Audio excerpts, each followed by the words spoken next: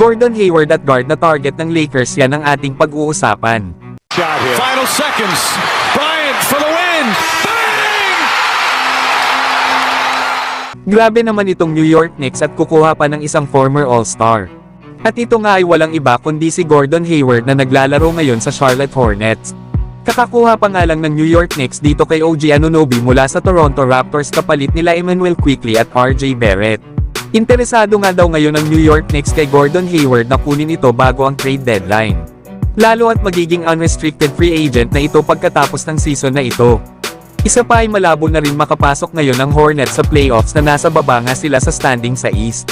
Kaya candidate talaga itong si Gordon Hayward para i-trade. Malakas naman itong si Gordon Hayward na injuries nga lang ang nagpabagal dito. Pero 33 years old pa lang naman ito at nasa kanya pa itong kalakasan.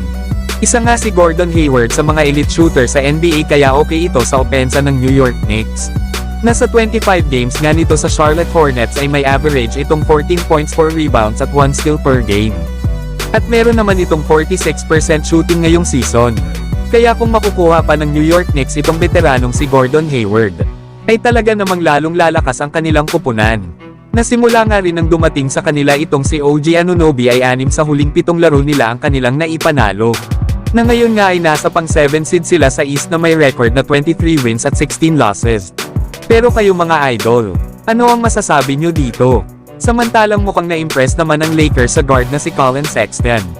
At interesado nga din ang Lakers na kunin ito. Na ito nga ang nasabing trade idea sa pagitan ng Lakers at Utah Jazz. Makukuha nga daw ng Lakers ang guard na si Collin Sexton.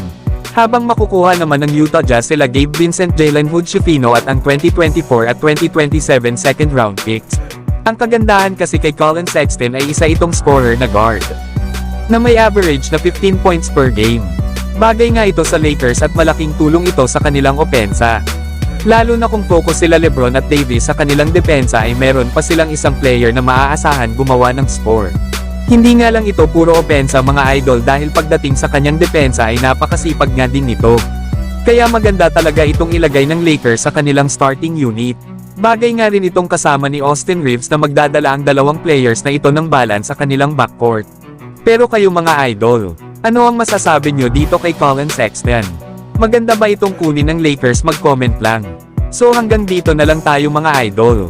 At huwag nyo naman kalimutan mag-subscribe bilang pagsuporta.